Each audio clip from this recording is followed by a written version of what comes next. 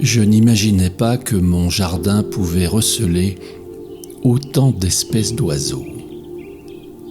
Il a fallu qu'un jour, je me mette à la fenêtre pour découvrir et comprendre toute cette agitation.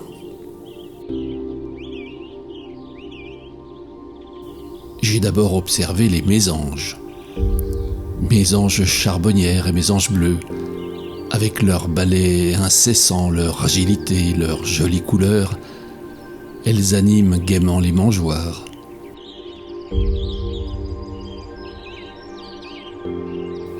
Elles dévorent les araignées, les insectes, les fruits à coque.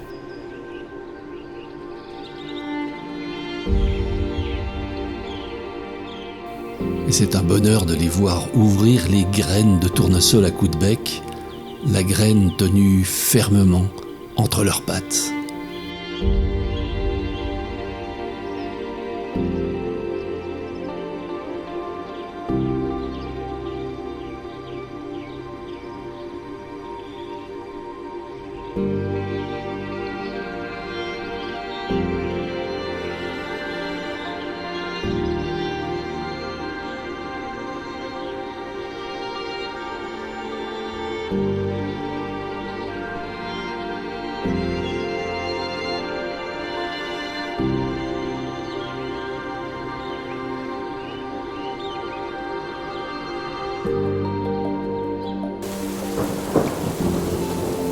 Les intempéries ne les ralentissent pas.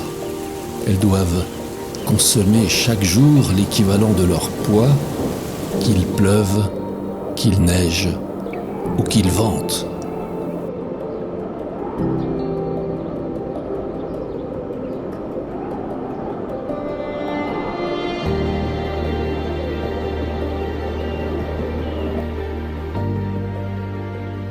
Originale par son corps rondelet et sa queue remarquable, la mésange à longue queue, malgré son nom, n'appartient pas à la famille des mésanges. Elle se déplace souvent en famille, dans les arbres ou les fourrés. Comparée à la mésange bleue, la plus petite des mésanges, on voit bien qu'elle est de taille réduite.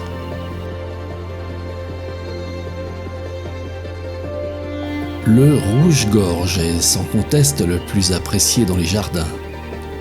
Sa poitrine rouge orangée le distingue nettement et son chant musical très varié et bien reconnaissable.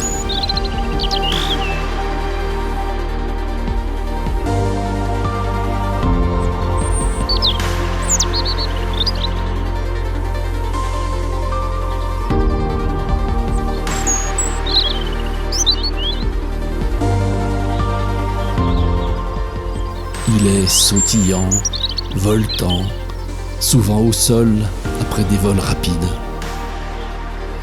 Dans les forêts, il suit le sanglier fouillant le sol pour profiter des proies mises à jour dans la terre retournée. Le grimpereau des jardins se tient généralement verticalement à la force des doigts en s'appuyant sur sa queue rigide. Il fouille l'écorce des arbres, mais explore aussi les sols à la recherche de sa nourriture.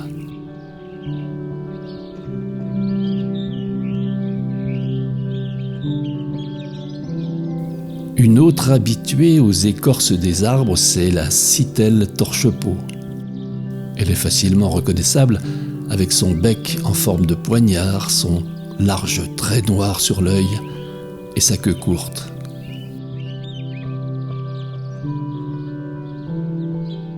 Elle joue souvent les acrobates, la tête en bas.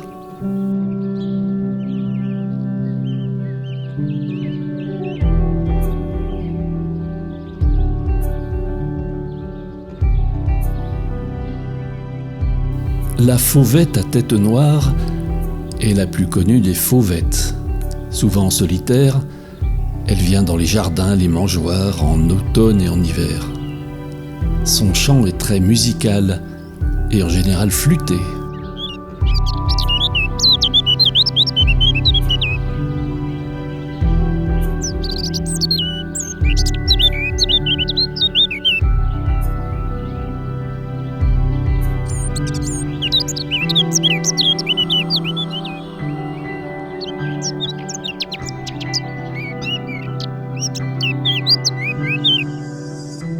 De la taille d'un rouge-gorge mais plus élancé, le rouge-queue agite sans cesse sa queue rouge d'un tremblement.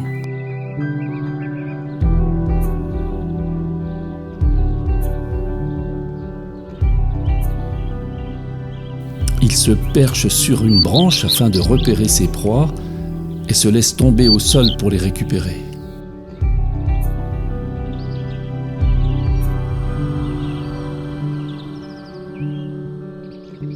La femelle est plutôt d'un gris uni, alors que le mâle est superbe avec son plumage coloré, notamment en période nuptiale.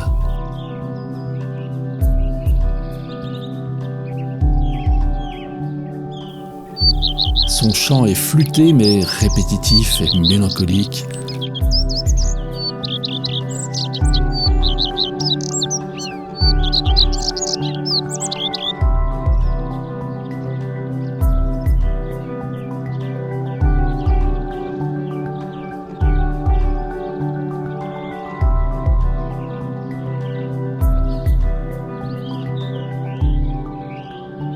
Il porte parfaitement son nom de rouge-queue à front blanc, tant son front peut briller au soleil.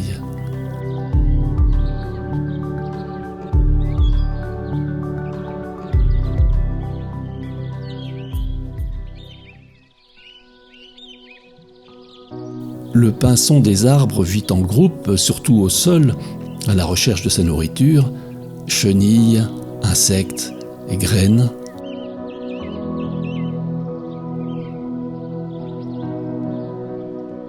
Le mâle arbore en été des couleurs pastel magnifiques, gris bleu, rosé, brun ocre.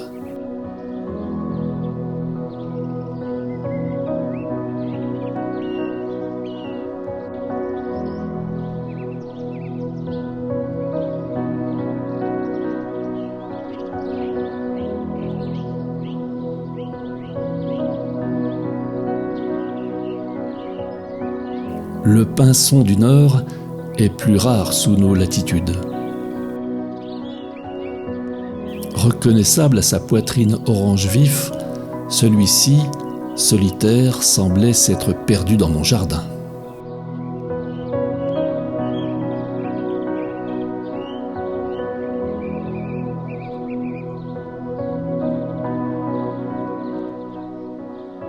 Les tourneaux sansonnets est un oiseau migrateur vivant en bandes bruyantes.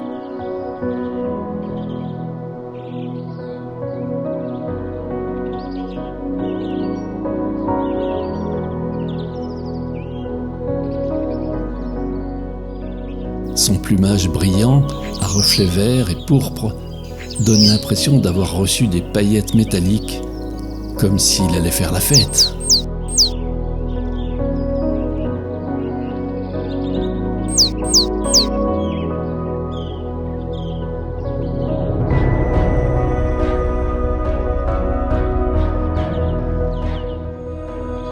Le moineau domestique s'est acclimaté dans les zones urbaines. Il niche dans un trou de mur ou sous les toits des bâtiments. Souvent bruyant et belliqueux, ses mouvements sont vifs tant au sol que dans les arbres.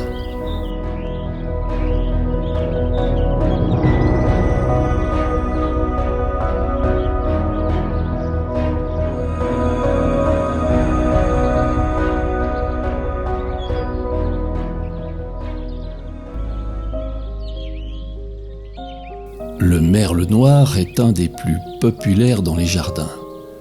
Il est peu farouche et peut se promener au sol assez près des humains, à la recherche notamment de vers de terre.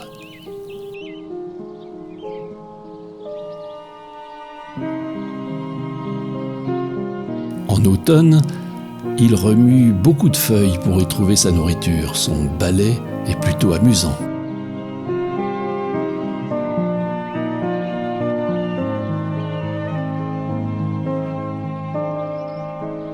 Lorsqu'il trouve un ver de terre, il le découpe en petits morceaux afin de nourrir les 3 à 5 petits qui l'attendent dans le nid.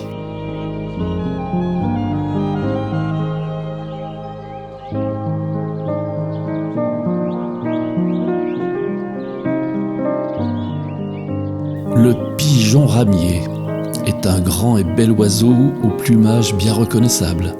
La tache blanche de chaque côté du cou les distingue nettement des autres pigeons. Sa démarche au sol relève plutôt de la danse.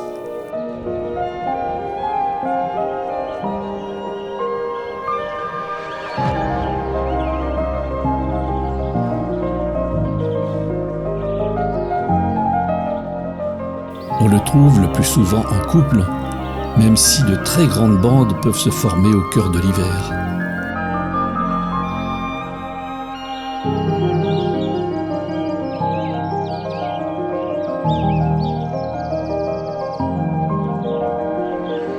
Un pigeon colombin a semblé s'égarer dans mon jardin.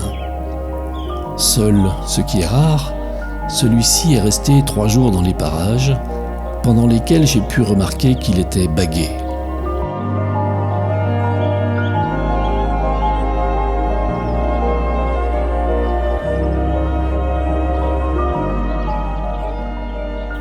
La tourterelle turque est désormais bien installée par chez nous.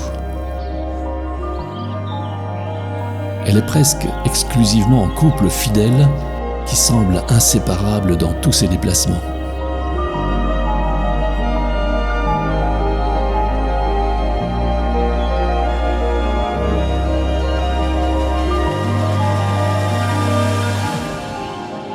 Le geai des chênes est un oiseau forestier, mais on peut le trouver aussi dans les jardins.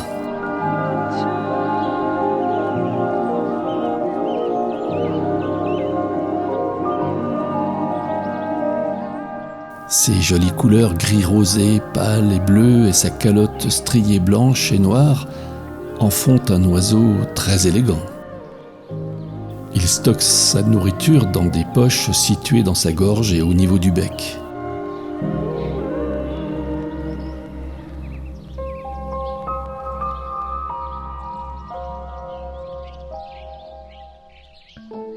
Le verdier est un hôte attitré des jardins en quête de fruits de rosier ou d'églantier ou des graines de tournesol, des mangeoires. C'est un animal robuste, à bec fort, et il le sait.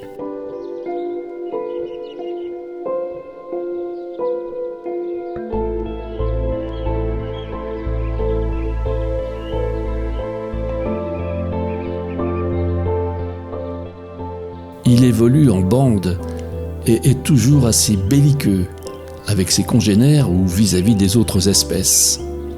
Il fait la loi sur la mangeoire.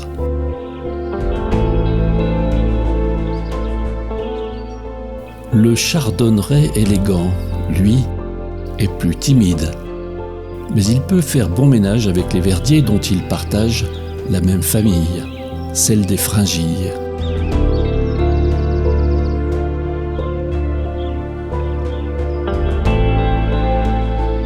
Ses couleurs vives sont remarquables, notamment sa tête noire, blanche et rouge et la tache jaune sur son aile.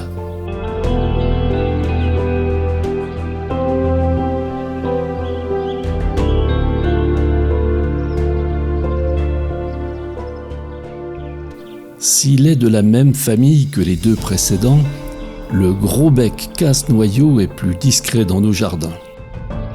La taille imposante de son bec impressionne toute la compagnie des autres espèces qui lui laissent la place centrale et n'osent s'aventurer que le plus discrètement sur le bord de la mangeoire.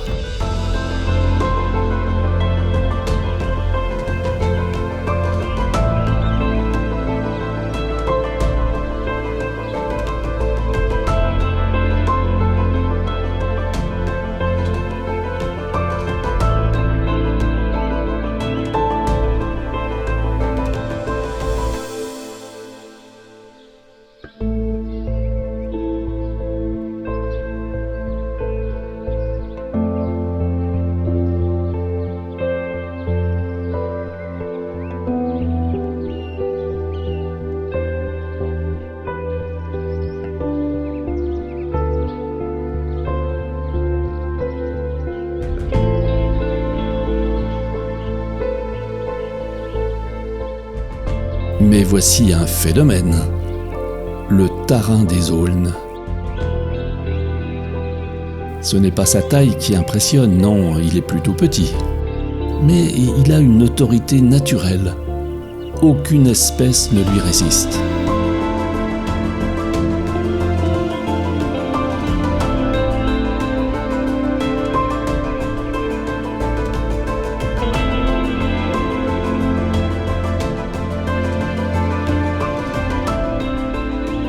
Non, pas toi. Non, pas toi. Pas toi.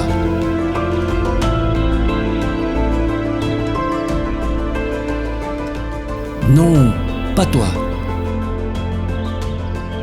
Pas toi non plus.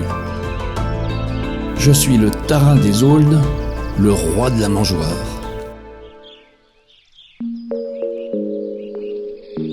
Présente presque partout, la pie bavarde attire l'œil par son plumage noir et blanc, ses jacassements sonores et son comportement remuant.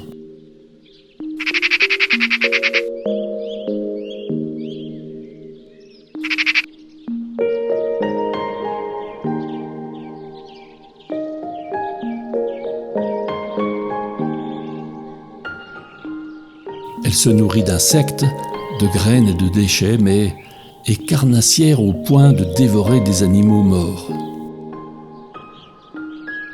La huppe fasciée est très pittoresque, mais est vraiment très rare dans les jardins.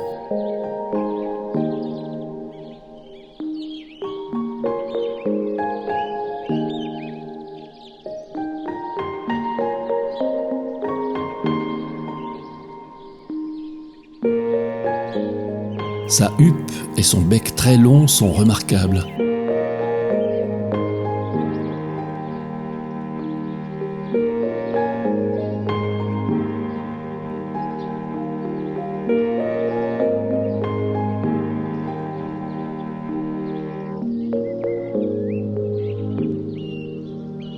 Elle se déplace de manière très saccadée au sol, à la recherche de larves, d'insectes, de vers, qu'elle déterre énergiquement.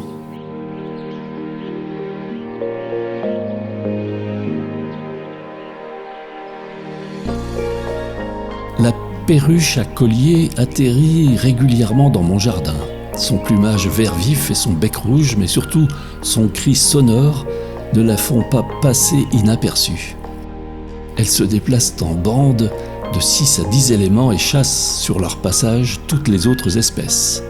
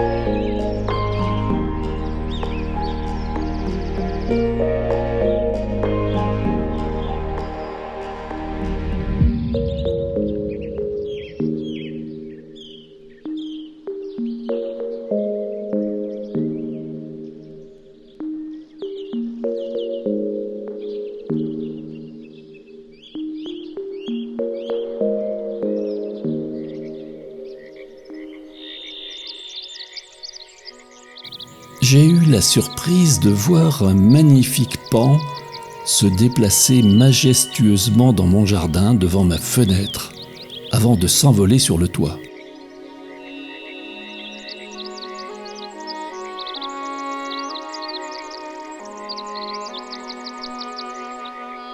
Il y passa une nuit avant de s'envoler au petit matin vers d'autres contrées.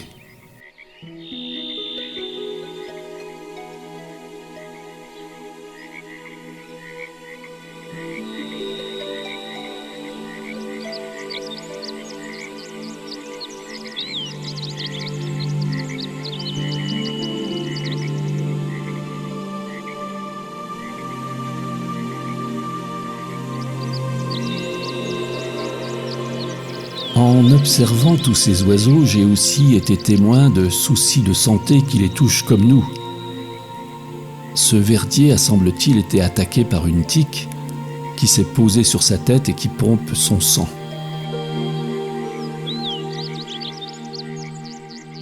J'ai été très inquiet de voir cette mésange respirer de cette façon pendant de longues minutes.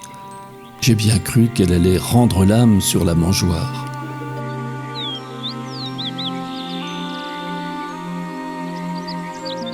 Finalement, elle a repris une graine et est repartie.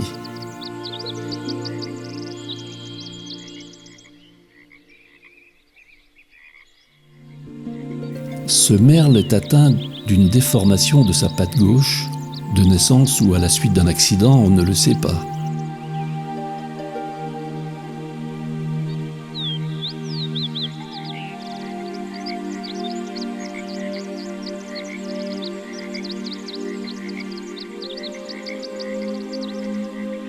Toujours est-il qu'il semble que cette atrophie ne l'empêche pas de trouver sa nourriture.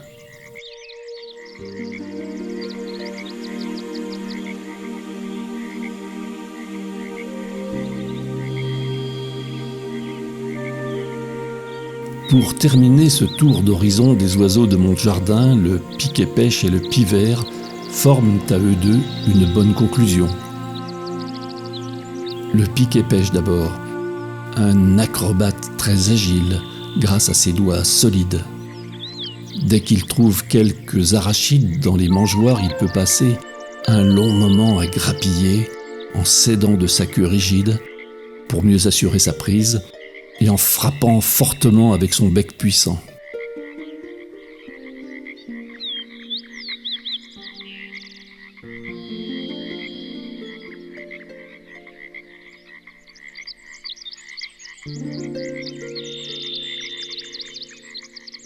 Le pivert est également joliment coloré.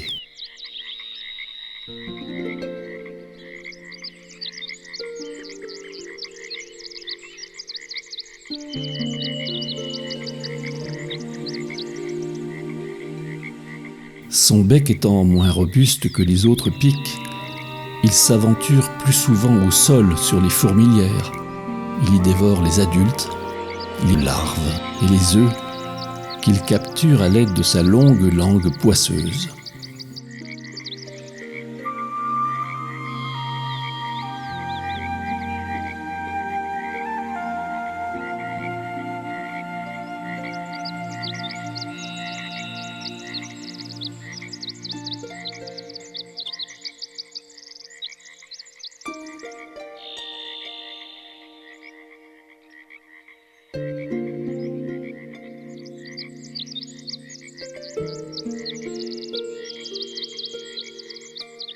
Oiseaux de mon jardin, soyez tous remerciés. Le spectacle était beau, les acteurs très variés, l'histoire était bien simple et le décor aussi, mais j'ai pu contempler un peu de votre vie.